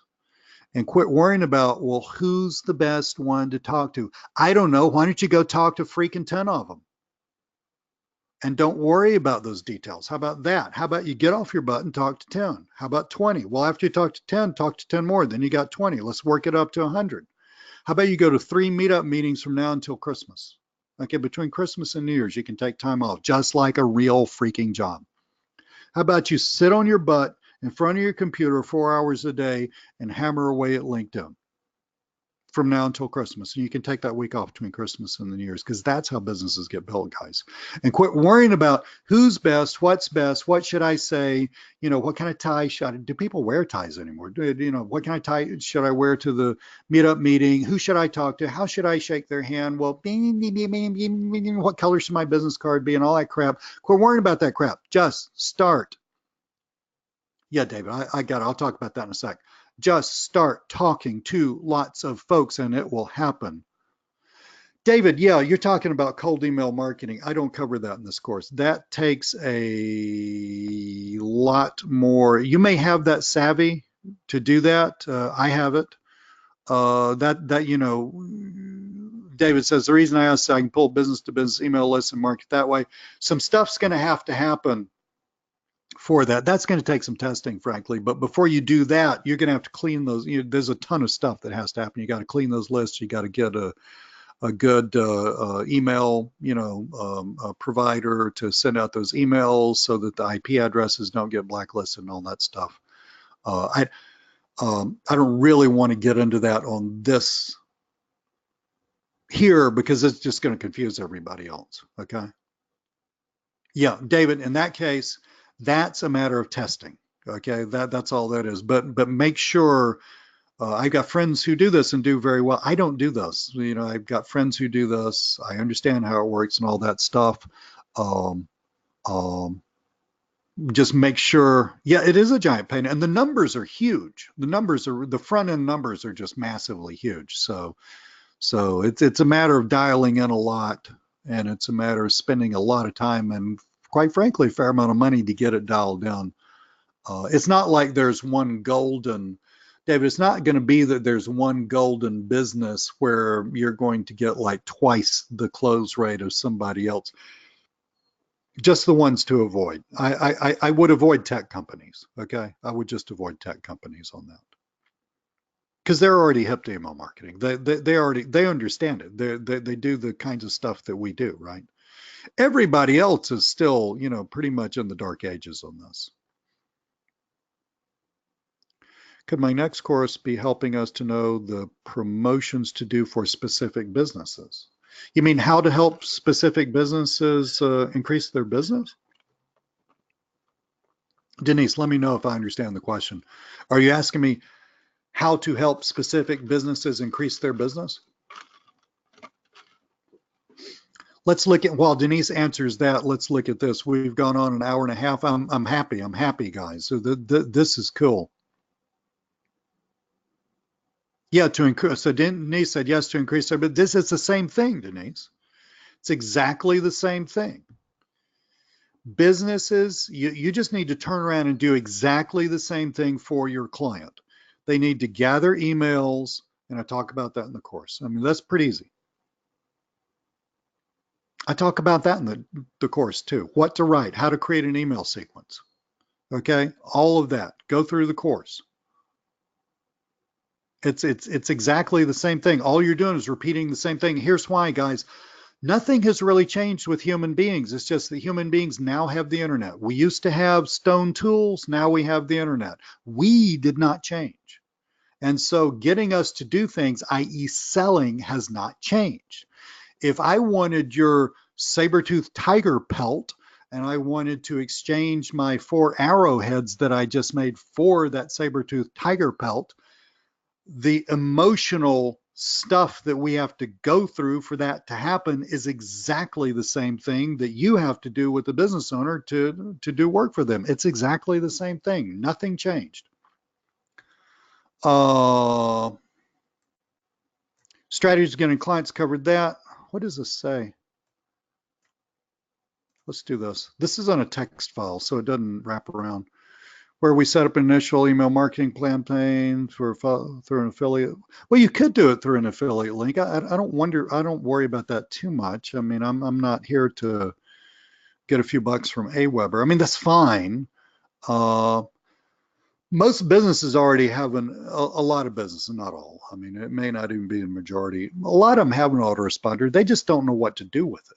Okay, so if they got an autoresponder, use their autoresponder. If they don't have an autoresponder, at least put them on Aweber. Aweber's got a very low entry level learning curve to it. It's easy. In other words, it's easy for you to use. Most people on this call probably can already easily use Aweber. I would probably put them on something like ActiveCampaign. It's got a much higher learning curve to it. So if you don't know how ActiveCampaign works, you're going to have to sit down and figure it out. I had to, like 2 years ago, but I like it a lot. So I know how it works. So, I don't have to screw around with it. But for virtually all businesses, I mean, for all businesses, Aweber is going to work fine.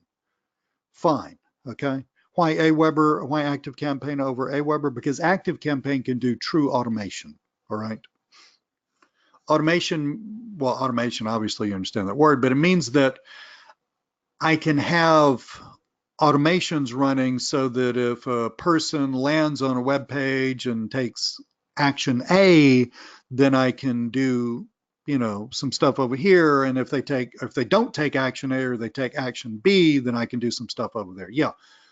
Aweber can do some of that. I have not used automation with Aweber. I've had an Aweber account literally for probably 12 years now. But ActiveCampaign was built around the automation. Okay. And then look, guys, it's not like maybe I'm wrong. Maybe one's better than the other one. It's just that I know how to work these, right? I know how to talk about them. I mean, I don't work these myself. I get other people to do it for me, but I know how to talk about them. I know how they work, and it's a hill of beans difference, right? So the bottom line, quit worrying about stuff like that. Just get them on an autoresponder. Yeah, I don't really understand this question. Oh, that has to do with this. Sure. Yeah, I mean, you could do that. I mean, it's fine. The thing about it is, if let's say charging $500 a month, I mean, you had 20 clients at $500 a month. I mean, that's all that you were doing. That's $120,000 a year, and your expenses, you realize your client's paying for the autoresponder, right? I mean, all you're doing is just, dealing with clients and loading up emails, and you can get, at that point, you got an outsourcer doing all that stuff. So your overhead is very, very low. You're making $120,000 a year. Let's say your gross profit from that's $100,000 a year. Okay. I mean, making a few extra bucks from people, Aweber paying me some commissions for 20 people is just not. Yeah. Walt, why don't you do me a favor? Walt, would you please do me a favor? This is just for you, Walt. Okay, don't you? I will come find you and fuss at you if you ever share this with anybody else. Guys, I got to help Walt out. Walt has some sort of issue getting hold of me. I don't know what it is. God bless Walt.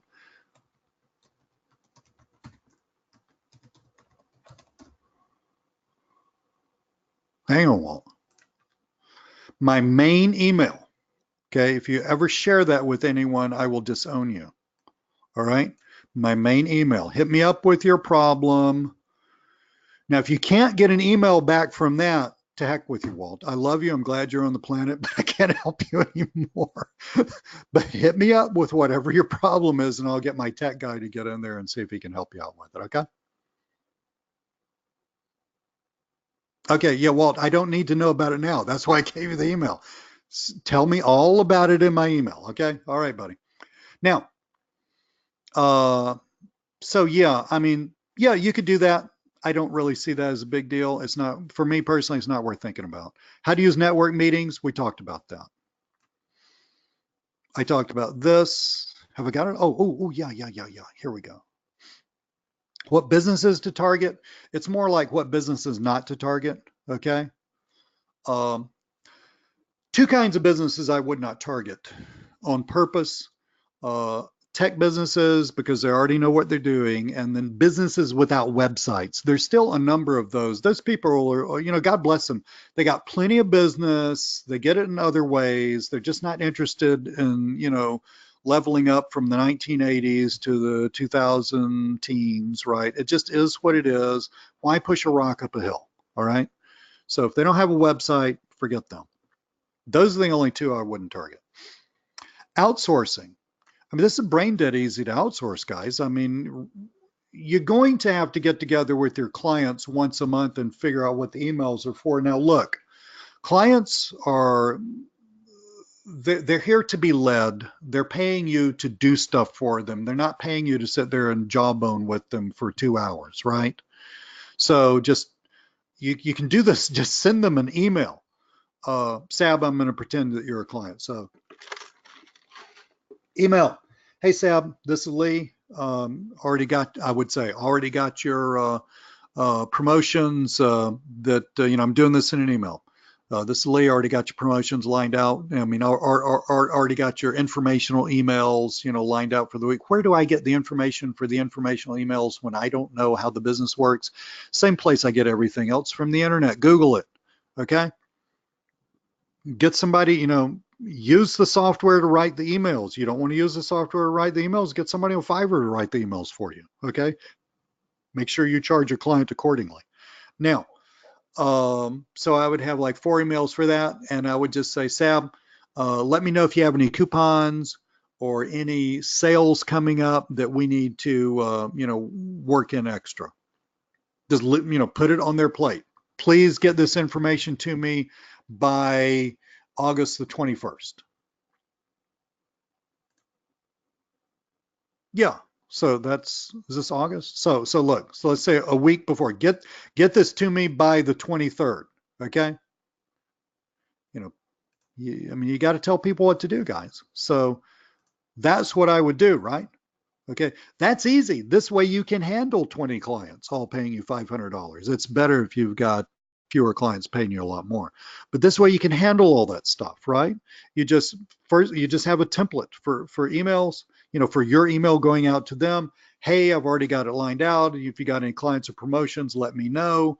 Blah, blah, blah. You do not, guys, you do not need to talk to these people. Don't get on the phone and talk to everybody. That's ridiculous. So just send them an email, do it all through email, short and sweet. If you talk to them, you're going to have to hear about their kids and their damn dog. So don't do that. All right. Get it down to where it just all happens. Bam, bam, bam, bam, bam. You can handle an amazing number of clients if you start focusing in on repeatable actions like that. As your business gets bigger, you can hire somebody in the Philippines. Go to onlinejobs.ph, onlinejobs.ph. Get yourself a good outsourcer. You can get a $500-600 a month outsourcer to handle your entire business for you, because this business is very, very low tech, right? So, you got all their logins to their AWebers and their active campaigns. Excuse me, I'm drinking tea while we're talking. How long is it going to take to load those up? Not long. You're done for the month. So you spend a few days at the beginning of the month getting all your clients lined out. It should just take you a few days. What do you do? Somebody answer my question. What would you do with the rest of the month? Please answer this correctly. Somebody answer the question. Yes, prospect. Amen to that. Yeah, then you're done. Then you're prospecting. You're selling more for a month. David, I may have misspoke and said for a week just because I got excited. You need 1 email a week going out, so 4 a month. Okay, so look, they're actually something like on the average 4.3 weeks per month. Okay, so let's say they're 4 a month, 1 a week. All right. No, Denise, I would get would the outsourcer only upload the emails that I wrote? I'm saying I think you just said, correct me if I'm wrong, if the question is, would the outsourcer be the one that actually loads up everybody's emails into, well, you could work that either way, meaning they don't write them. It's according to what you're paying for and how you're paying them. Yeah. I mean, I'm not going to hire, I'm not going to get somebody who's not a native English speaker to write an email it's not that they're not talented enough. It's just that their English is going to just have to turn out being a little weird and sounding a little different. And I don't want that. Sales, anytime you're selling somebody something, the recipient of the sales message is looking for any reason to get the heck out of Dodge. They really are. They're looking for any reason to delete the email, hit the back button, whatever. And if the email sounds a little, if the language sounds a little stilted, it's a little bit of a signal. So if you're going to have somebody else write your emails, they need to be a native English speaker. So guys, listen, if you're going to have somebody write your emails in the United States, it needs to be a United States native English speaker. Okay. If you're going to have somebody write your emails in the UK, it needs to be a UK native English speakers, because they're going to spell center R-E and we're going to spell center E-R. Right? But it's even more than that. I mean, it's just a matter of diction. What kind of words to use? How long are the sentences? There's also between, and I'm leaving out Australia and New Zealand, not on purpose, just because I don't want to, I'm simplifying the conversation here. There's also a level of formality and familiarity. You know, there's just a lot of nuanced things going on there. Okay. An American who writes pretty well they're just going to naturally write well for an American audience. And, you know, somebody in the UK is going to naturally write well for a UK audience, but make somebody like me write for the UK audience, it's going to look a little weird. It's probably going to look a little informal, slightly, I don't mean to be rude, but perhaps slightly rude, et cetera, et cetera, et cetera. Okay. Sab, just go ahead and use the software. You're fine. So scaling, I mean, scaling is kind of a no-brainer, guys. So if you will not spend time screwing around babysitting your clients, did you hear that? If you will not spend time sitting around babysitting and holding the hands of your clients, like calling them and having long conversations every month, which is crap, all right, and spend your time prospecting, then you're going to get a ton of clients, and then all you have to do is just get more outsourcers and just organize them, and you scale like that, okay? And we talked about what businesses to target. I think we about got it. I mean, we've been on here almost 2 hours. I appreciate the time. I'm glad y'all felt like you were getting stuff out of it. 2 hours is a long time to be listening to me jawbone. Excuse me. I hope you got a lot out of that. But any other questions?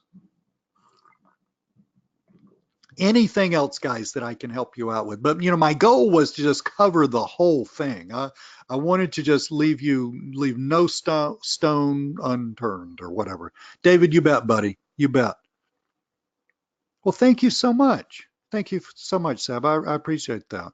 David says, thank you for your time. Very informative. Sab says, thank you very much. One of the best webinars I joined in a long time. Full of values, no pushy sales. Love it. Awesome. Can restaurants afford you? Absolutely. Absolutely, they can afford you.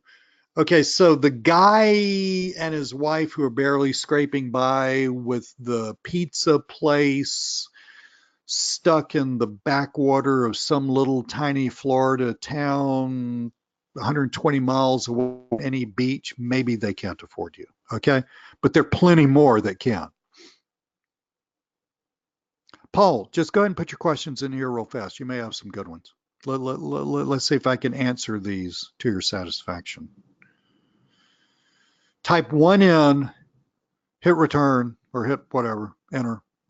That's how old I am. I call it return. Hit enter, and then while I'm answering it, type the other one in. Okay, so we're going to give Paul a second. Email sequence. Yeah, Paul. That another reason I do this. These quick start webinars is I want to look. I try really hard to create excellent training, but even I can think I covered something in enough detail, and I didn't. Okay, so email sequences. Now this is for you getting clients, right? Okay, so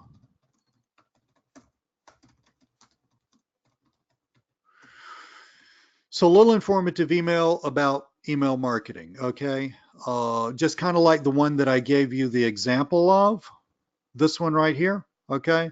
So you're gonna have a little, you know, just a link to an article. The only reason that you link, they may or may not read the article, who cares? The article is an excuse for writing them an email. What you're really after is that line right there, that part. That's what you're after. This is just an excuse to hang that on. Okay, you want to do that once a week.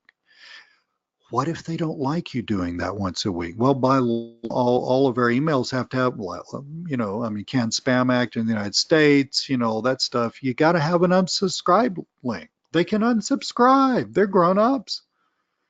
What if somebody hates you and says, don't ever email me again? I mean, seriously, get over it, okay? You know, make a ton of money and get over it. So I dealt with that. So once a week, informative emails with a call to action. That's pretty much it, buddy. Yeah, I don't either. I don't either.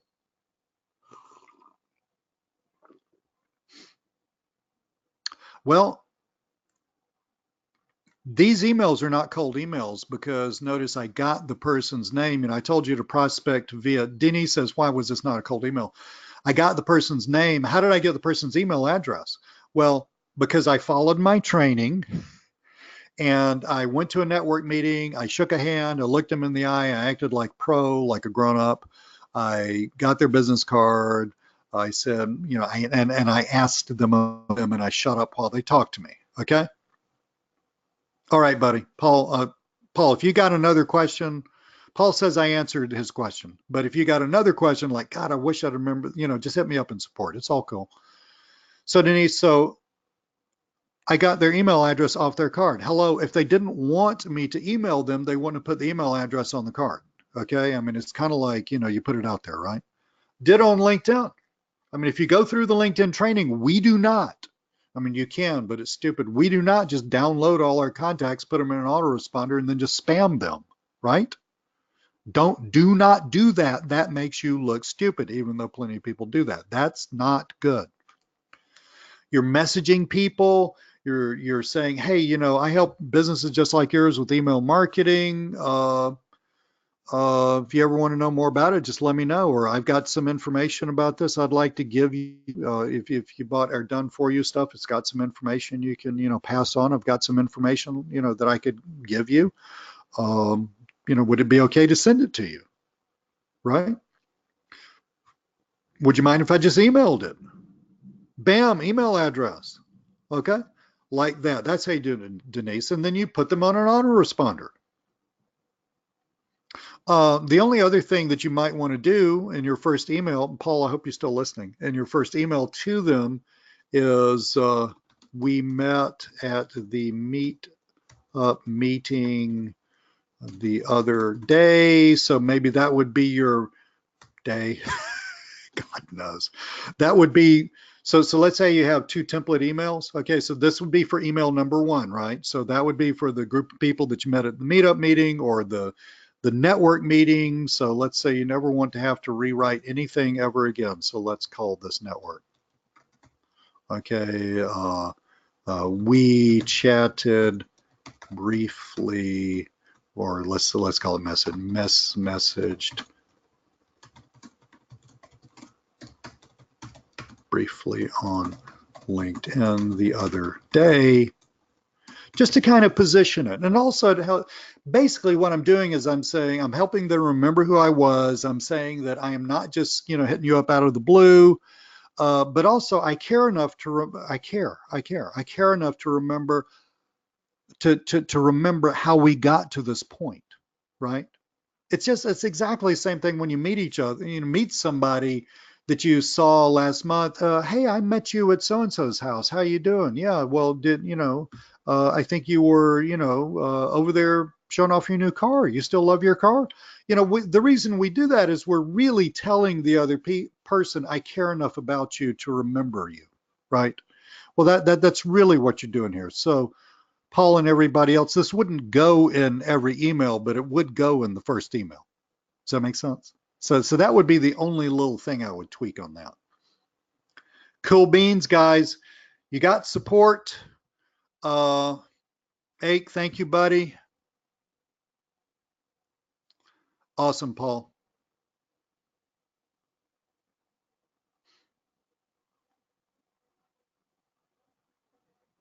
I wouldn't do that for a client, David. I really would not do that for a client. The cold email thing. I mean, you can, but again, that's really out of the scope. Well, it's out of the scope of this thing. But that, if I were going to do that for a client, then I'm charging them a massive amount of money for that, because as you know, since you understand how this works, there's a lot of front ending that has to happen. Yeah, you could set up a business setting up a cold email campaign in the right ways for a client. You can absolutely do that. It's kind of like I'm talking about a dog, and then you said, well, Lee, what about an elephant? All right. I mean, yeah, they're both animals and all that stuff, and you got to feed them and clean up their poop. But Dealing with an elephant's a little bit different from dealing with a dog, and you're talking about an elephant. It's not that it's a bad thing to do. It may be a really good thing to do for some businesses, but it's kind of out of the scope of this. You bet, Paul. Denise, most businesses already have a list. Usually their lists are in complete disarray, but most businesses already have a list.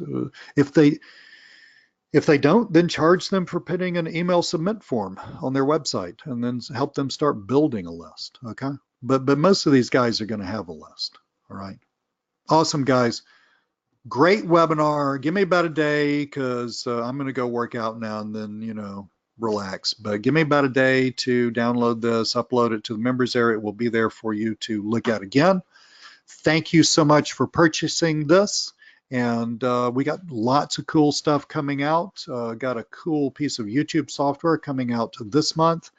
And I'm going to tease you a little bit. But this is a LinkedIn product coming out next month that I guarantee you, for some reason, nobody has ever taught anybody how to do this. And I mean, it's like the big giant elephant in the room. It's like the no-brainer duh business, right?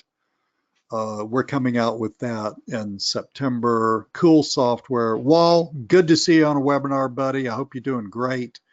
And thank you so much, guys. Talk to you soon.